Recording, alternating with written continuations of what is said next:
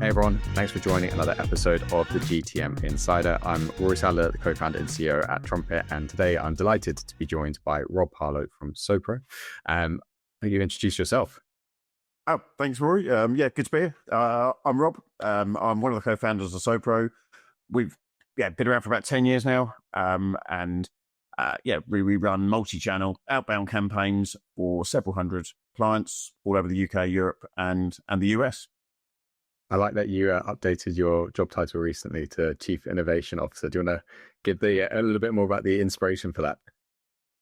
So, a large part of it actually comes down to sort of the division of responsibilities. So the other co-founder, Ryan, one of us had to be CEO, and he's slightly better with people than I am. And I needed another title. And so slightly tongue-in-cheek Chief Innovation Officer.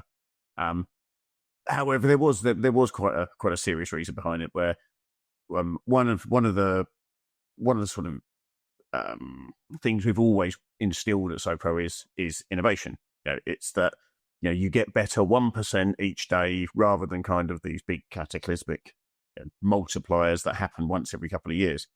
And innovation is something you really have to work at. So we've got a dedicated R&D team. And we've always got a percentage of budget being spent on completely new things, and 50% of them fail. And for me, that's kind of a good sign of what's innovation and what's not. If everything works, then it's probably not innovation. It's just a slight process improvement. Really, it's a title that plays into that. It's a real passion of both mine and how we work at Sopro. I think it's brilliant, especially in this current market where everything is moving so fast. No one wants to be another Kodak. Every company, you've got to stay agile, got to stay forward thinking. And the daily 1% increments, I know it compounds, but it's something we speak about a lot at Trumpet. The consistently good versus occasionally great. It's better to be turning up daily. Awesome. Excited to dive into all things prospecting. The state of prospecting in 2025, I think it's changing faster than even you and I can keep up with it. Curious to hear from your side, being at the forefront of this, in terms of the work that Sopro do, the clients that you work with, dive into all things in terms of what's changed, what's next. But I guess to kick off and set the scene, it all comes down to buying behavior, who we're prospecting. What have you guys seen as common trends in terms of how buyers are reacting to engaging with prospecting efforts? I think everything really comes down to sort of lengthening of the sales cycle. However, it's almost lengthening in three different areas. I think the one that is apparent to everybody, whatever industry, is that it takes longer from first talking to someone to closing a deal. And there's lots of different reasons for that, more decision makers being involved. But the sometimes hidden metric is the even starting that conversation time. And we do a lot of tracking of companies and company level intent when companies visit a website. And what we see more and more is prospects visiting a website, maybe days, weeks, or in some cases months before they're ready to have that first conversation. And so there's just such a huge increase in people who are doing the research and are aware of you way before they're having that conversation. And it hasn't always translated with some of the companies we work with into a change in how you deal with that client. It's a very different conversation talking to someone who's done their research, knows what you do, versus actually someone who's responded to a prospecting message and comes in cold. I think it resonates because I'm not sure if you felt this, but especially since the pandemic, our time is so precious. We're all incredibly busy. And are we going to give up 15 minutes or 30 minutes of our day to jump on a quick call? Probably not. And this is supported by, if you look at Gartner sharing that, I think buyers are 77% of their way through their research before actually engaging with a sales rep. So, we can be prospected nonstop all day, every day, but we're going to speak to our peers, communities, do our own research before we ever either respond or click that book a demo button. So, I'm not sure if you're seeing that too. Totally. And I think yes, time's valuable, but I also think there's been quite a big explosion in sales tech, in MarTech, and in the ease of, badly sending out communications. And then that ends up with way, way, way more demands on people's time. And the natural response to that is to be kind of much more guarded and again, it might have been 5-10 years ago, if 1 or 2 people are asking for 15 minutes of your time, you generally would say yes, but it's not. It's 20, 30, 40 people asking for 10 or 15 minutes of your time. And of course, you're not going to be giving that anywhere near as readily. Yeah. And you mentioned there about time not being the only thing in terms of what's changed. What do you think are other common assumptions about buyers and how they behave that you think needs to be thrown out when it comes to prospecting? Interesting. So yeah, I think when it comes to prospecting, it's the fact that your first live touch isn't a cold open is really important. It's almost coming from the assumption of that a client knows who you are and knows what you do, and being able to make the actual communication really, really relevant. It's as soon as someone sees almost, people are hypersensitive to irrelevant content and irrelevant angles, and it doesn't work like it might have done in a spray and pray approach 10 or 5 years ago.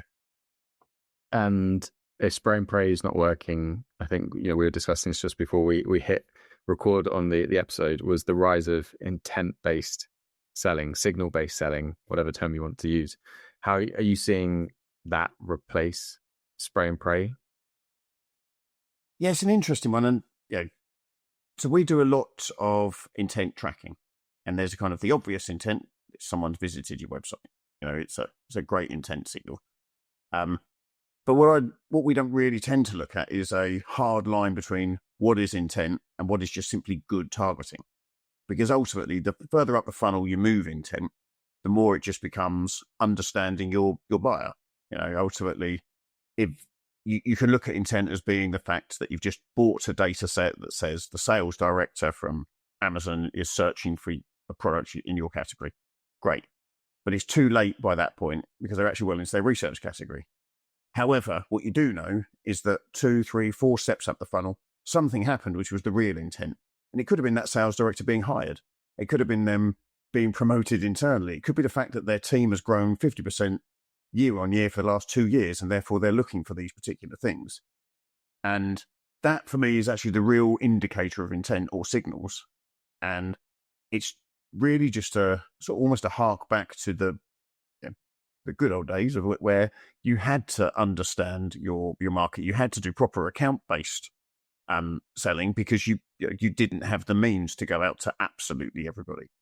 And I think that's where we get to with real proper intent and signals, whatever you call it.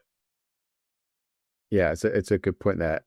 People think intent is just an excuse to contact them and say, you looked at the website, you checked our pricing page, you liked our LinkedIn post, therefore you are interested. And it's not as one-to-one as that. I think we will need to still arrive with a point of view. I think that's the big hot take at the moment is doing that research, understanding that account, their customers, what stage of growth they're in, what their priorities might be based on that journey that they're on. So I think it informs how we personalize, and personalize being more, I think, role-based or kind of like relevancy to their role rather than the classic, you went to X university, support whatever football club, or you like to post about, Taylor Swift. No one cares about that. People don't like the gimmicks anymore. I'm not saying they don't work, but do you think that combination of like account-based selling, arriving with a point of view plus intent signals is where the magic happens? Yes. I mean 100%. And again, it's always one of those. It's one of those things that shouldn't be surprising because it's back to really humanizing sales. And if you kind of look at the classic excellent salesperson, remembers everything about the person they're talking to, understands their business and your own business, and is able to talk in a solutions focused way. Yeah, that's always worked. And it was almost like that got thrown out the window a little bit 4 or 5 years or so when a generic messaging got thrown out, poor personalization got thrown in, and where it is just insert first name here, insert university here, rather than understanding kind of the problem you solve for that company, the problem you solve for the personas within that company, and then how you continue to talk to the different people in that company. Obviously, even past that first conversation, the sort of collateral and communication you want to then arm that person with to talk to their CFO and then to talk to their CMO or talk to their CEO is very, very different. And it's that level of personalization that really makes the difference. And if you were to advise one of your clients to like get started today, tomorrow with intent-based prospecting, signal-based prospecting, where does anyone listening start? It really starts with understanding who you want to target. And because, again, I feel like it's how you move intent up the funnel. And anyone can buy an Apollo or any other system and go, right, I want to talk to people from this industry, this company size, and I want to talk to CEOs. But actually, it's far too blunt. If we take Sopro, for example, we know that certain company sizes, certain industries work great. But actually, it's not because the companies in that industry. We know that consultative sales work really well. We know there's a minimum size of sales team. We look at types of product. Really, you can look at products as being new and a sales message needs to explain the product, or commoditized, where actually people are buying on price, like energy.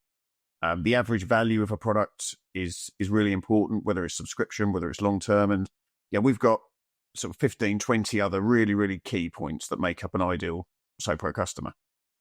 And some of those are absolutely signal based. New senior sales director is great for us, but not really unless they've been in the role for 3 months, because it tends to be too early for them to make any significant decisions. A growth in sales team tends to be really important, because when you grow your sales team, keeping them busy with leads reliably is something you really, really care about. And so it's about not necessarily going, well, what are the intent triggers I want to look for? It's going, who are my ideal clients? And then being able to back out and go, okay, great. Some of these signals I can detect. I can look for job moves on LinkedIn. I can look for company growth. I can look at news if people have had funding or whatever that right signal can be. And then having the right technical setup to capture the lower down intent as a result of those first contacts. Because once you understand that, you can tailor the messaging over email, display, and drive people to the website knowing that they've seen the right messaging. And typically that is that type of intent is the one you want to be jumping on, because they've come through the right funnel, you know who they are, you know why they're there, and it tends to be really, really reactive traffic. Interesting. And do you think about multi-channel in the same way? Absolutely. Well, in terms of what, like importance, how it's set up? Yeah. In terms of like thinking about the ICP, like the customer first, their pains before just going straight into multi-channel, like where do you start with that? So again, everything always starts with the customer, with the buyer, and we will build audiences, and often we'll kind of go, right, here's what we think is the total addressable market, but within that there are always segments, and within those segments there are sub-segments, because even companies within a certain within a certain kind of audience profile, there will be who we think are the decision makers. There'll be the supporters, the influencers within that. And each one of those will have a slightly different priority when it comes to a multi-channel model. One of the ways we look at sort of email sending, in order to sort of stay away from a spray and pray approach, is almost looking at it like budget. Each email sent has to, is effectively equivalent to £1 spent on Google Ads, and therefore has to work. It has to actually demonstrate a return. And so therefore people who may be seen as influencers, not key decision makers, maybe they have 1 or 2 emails. They're in a fairly infrequent display ads group across Meta and across LinkedIn, versus actually a really key segment of people that's time sensitive and have got the decision makers in, would have a slightly different approach, and might receive many more frequent ads, slightly more tailored messaging, LinkedIn connections, and then ultimately maybe phone calls layering in there as well. But it's the looking at each touch as being the budget that you would spend on trying to contact a particular persona. Never heard that before. Quite like that mentality around it, rather than just mass ad hits. And you mentioned a couple of channels there, but what about the rise of like non-traditional channels? The WhatsApps, the communities, the Discords, whatever else. Like there's quite a few now, and there's the kind of accompanied theme of meet your buyer where they are. How do you encourage your clients and companies you speak to have multi-channel across any channel? I mean, communities is a really big area. We're, as you can imagine, ourselves member of many different communities, and it's. I guess there's a lot of parallels. We're joining communities where we know that our ideal clients are going to be, and however, it's much more of a give first approach. We're every community we're in, we just broadly speaking, teach people how to do prospecting, and if they can do it themselves, great. We get nothing from it other than a nice glowing feeling that we've helped someone. However, we're able to use that to sort of fill the top of the funnel, and when we see intent coming to the website, or generally just phone calls coming in or emails, we're able to help people who don't want to do it themselves. And so community does it changes the top. But less so kind of once you move past that intent phase. Got it. And so let's say we've got signals all sorted, we've got our tool stack set up, we know the channels, we know the messaging. I still think there's this burning problem for many reps out there, whether an account exec, an SDR, any role around personalization. I just don't believe people are taught what personalization is. They treat it as like this lengthy, laborious task. I have to go mega deep research. And then there's this other realm of personalization is the world's quickest, what uni you went to, where you work, what your job title is. What does personalization mean to you guys? Like, how would you define it? And what does good personalization look like? It's a real obsession of mine, because that sort of uncanny valley of that happens when you receive an email, and within the first kind of 2 seconds you've made the decision this is AI, is real. And I think literally every single day people get more and more sensitive to that because of the genuinely terrible approach of shoehorning in facts that you've clearly found on LinkedIn, and even if it wasn't written by AI, it just is bad personalization. It's who cares what university you've been to? It's not relevant to that email. And so often personalization is looked at to be either too one-to-one and imports things like that, or when it is one-to-one, is done in the wrong way and just feels unnatural. So the kind of personalization we look at, we do use a lot of AI, but with a lot of guardrails. And so what I mean by that, we've over the course of the last 10 years, we've sent about 80 million emails. And so we've got a really good handle on what works, what doesn't. And that trains a model which suggests an initial email. Now, that's nowhere near kind of ready to go. What actually gets layered on is all of the things that have happened throughout conversations with that company, throughout interactions with the company. Maybe they visited the website. Maybe we've spoken to someone else in the company. Often it's very, very rare that there wouldn't be a multi-threaded conversation going on within any company of more than about 10 people. And it starts to feel unnatural that if you're talking to the CEO and you have a message going to the CTO, you wouldn't reference the other one. And so that flows in and is a really important part of personalization. But it's about kind of understanding at every single step, what is the right thing to say to that person. It's exactly what you would write if you were a human talking to a human. It's not about tricks and games and just getting words in for the sake of it. 80 million emails, that's a lot. But that's exciting. That feels like a nice data set to now start doing that analysis of, right, whenever someone's replied, what can we determine from that? I feel like you're in a really healthy position to start helping your clients exponentially.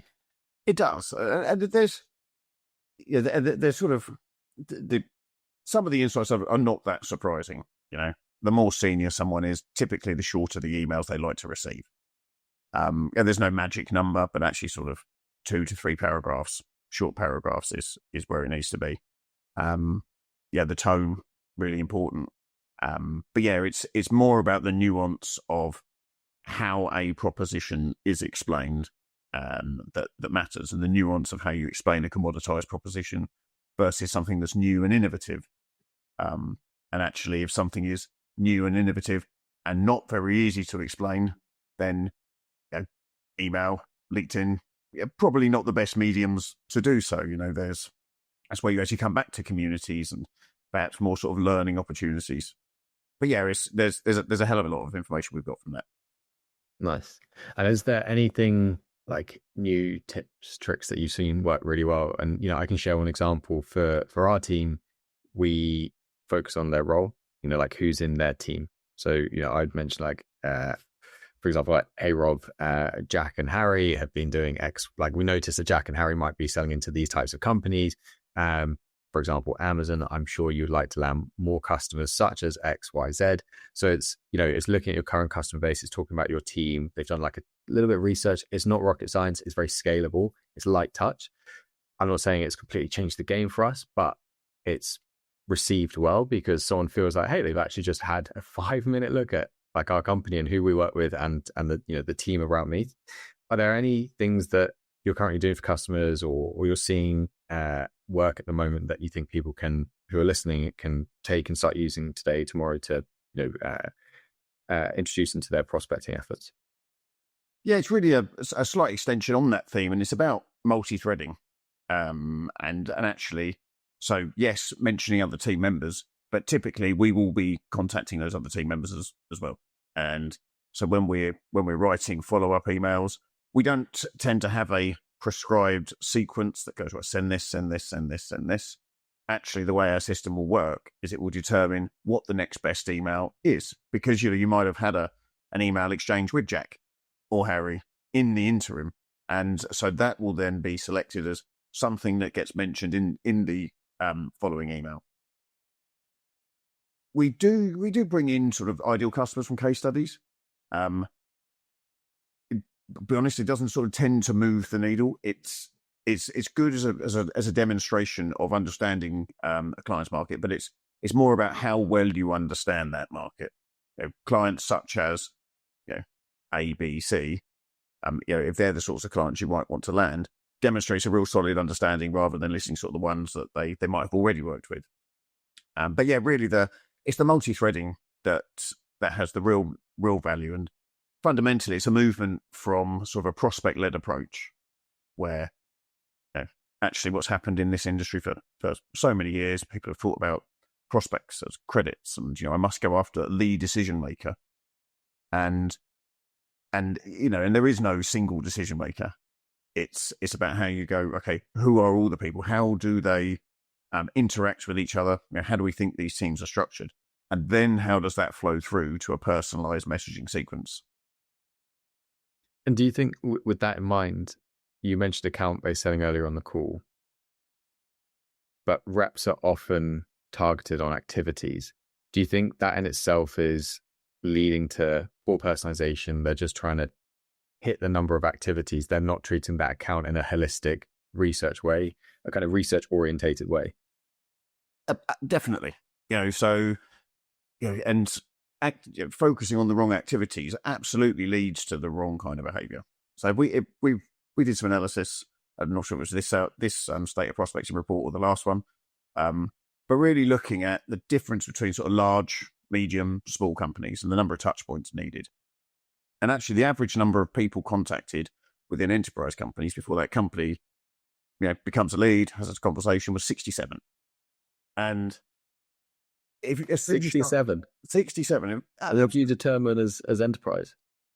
Top of my head, I think it was 10,000 and above employees. Right. But even still, and that scaled all the way down. So even at fairly small companies, 20 to 250, you're still looking at 3.4 is between 3 and 4 different contacts per company. And as soon as you're measuring metrics like, okay, how many people have I applied to, and what's the response rate of those people? You're almost disincentivized to contact too many people because it feels like you're contacting the wrong people. You're not getting the right level of responses. Lots of agencies work on a prospect credit basis, and you're spending more money, so actually you're going to go after this one person, and it just doesn't make sense because actually, it's a company that's going to buy a product. It's a company that you want to talk to, and not focusing on that as your North Star metric, leads to the wrong behaviors. And following on from that, something that's always frustrated me is the 2020, 2021 era kind of taught reps that as many touch points in the 2-week period as possible, like 14 hours, whatever it is, touch points, you just get through it and move on to the next. There's no education around nurturing, no education around trying to connect the dots, being, again, going back to multi-channel, the value of that, like drip feeding them content after you've done that initial, more, let's just say, intense engagement. How do you and the team think about sales responsibility to keep engaging that account beyond that 2-week period that everyone seems to have been taught?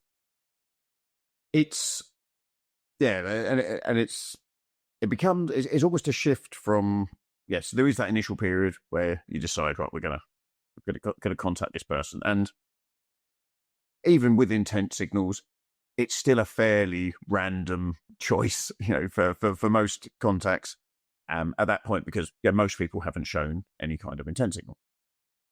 And so you're right, there's a percentage of people, and we break down a sort of total market, and broadly speaking, we know that 3 to 5% of people are going to be ready to reply at that point, which out of your entire addressable market is tiny. So the odds of hitting anywhere near the people that are going to be interested at that point is very slim. So most of our focus actually does go on that next stage, which is about how do you keep in touch.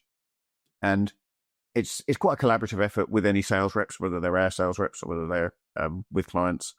There will be different sequences, different cadences. What you don't want to be doing is sending 15 emails to someone within 3 or 4 weeks. But an email every 3 months might be okay if it's if it's someone senior. The LinkedIn advertising, meta advertising, again, keeps you top of mind, and frequency being very related to whether they visit the website. But the most important and the best performing part of it are when the reps reach out themselves. And we're not prescriptive over how that happens, but we will trigger notifications. And so let's say prospect comes along, haven't been on the website for 3 months, and they hit the pricing page. That information goes into the rep. They've got their phone number, email address, LinkedIn.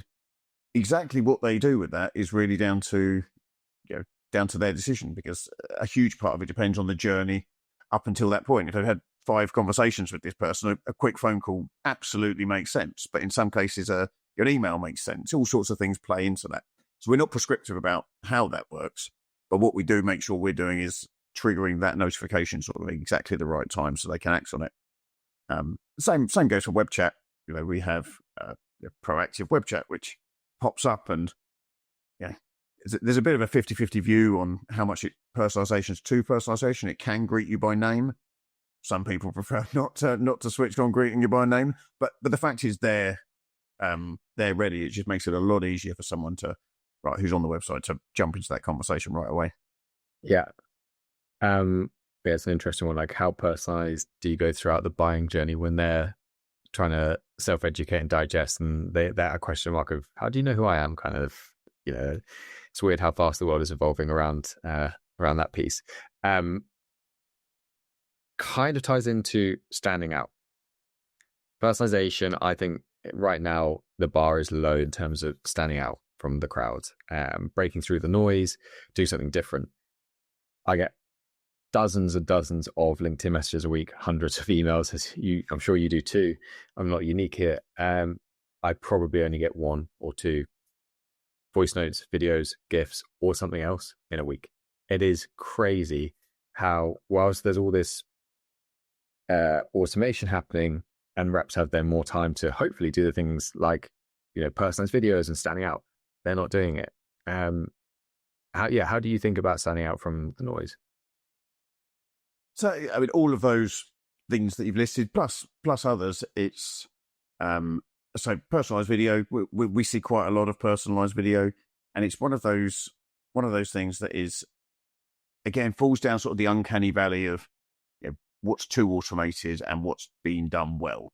Where is someone standing with a whiteboard and your name written on it? I think that was quite impressive for about 3.5 weeks in 2022. Whereas actually now, I think, you know, that fairly raw. Someone's recorded a loom video, and they have genuinely recorded that loom video with your site in the background. It works well, but it, you know, in order to scale it, it genuinely does have to be authentic. So we tend to use that much lower down the funnel. We'll send proposals out with a loom video. We'll embed a loom video in our favorite virtual sales room platform as well, obviously, and that really does help because it's got that personalization. And things like, so voice notes, again, it's something that we would encourage reps to use, but we don't necessarily use at scale. And then the other things I'll throw into that as well, gifting. Gifting is a really kind of interesting case for this, where we've run lots of tests, and we've run lots of tests for ourselves on behalf of clients, where, you know, offer a free coffee or a lunch for someone jumping on a call. It's terrible. Like, it really doesn't work at that stage of the funnel because there's no trust, there's no actual relationship, and almost it doesn't move the needle. You know, no, people, 15 minutes of someone's time isn't worth a coffee that you've got to download a voucher and go to Costa and try and redeem.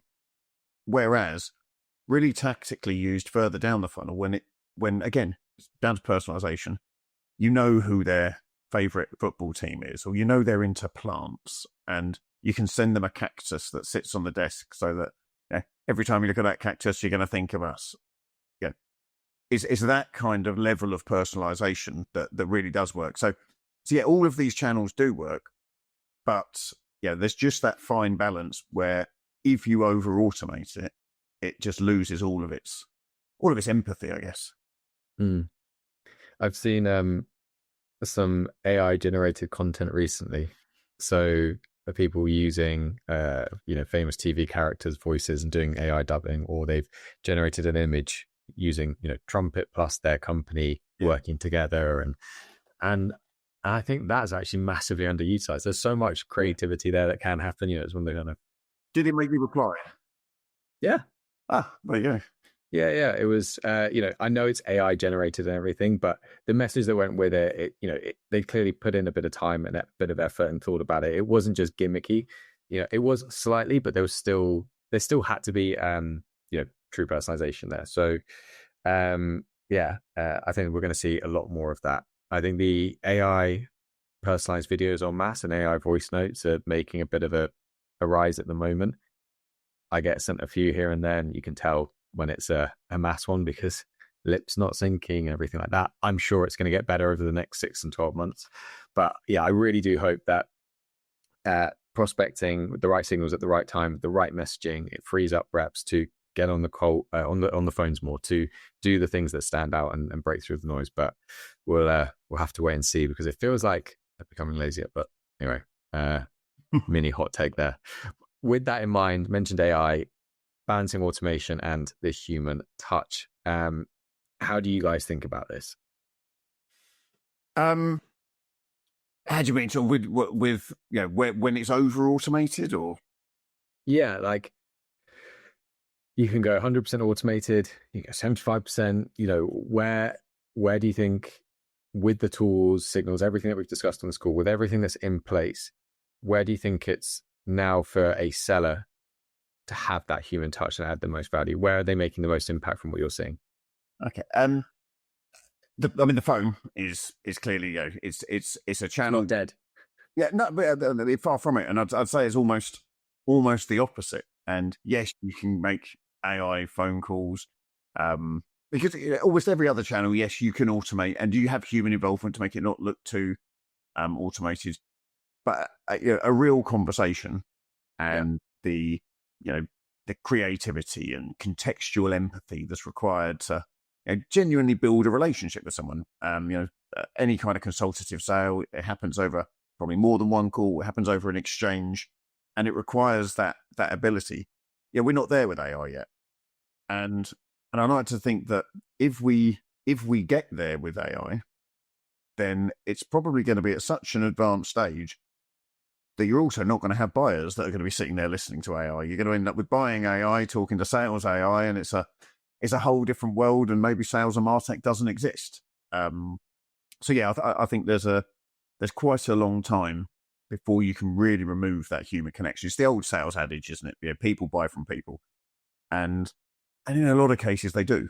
It really is that. It's not always a logical decision. It's an emotional decision that you then justify with logic, and absolutely it has to tick the right boxes. But yeah, I think we are a long, long way from removing that emotional connection from sales. Definitely. Yeah, long may it live on. We're going to wrap up, but I want to give you the opportunity for anyone listening who's maybe still got questions about what does best in class prospecting look like. How should they be thinking about all of these different channels, which ones to approach, signal-based selling? How can they contact you? What can they benefit from learning more about Sopro? How can you help them? I'd love to share that with the audience. Yeah, so I'd say the best place to start is probably our state of prospecting report. We're in our 5th year now, and we really do try and break down the details behind everything we've seen from all Sopro clients over the past 12 months.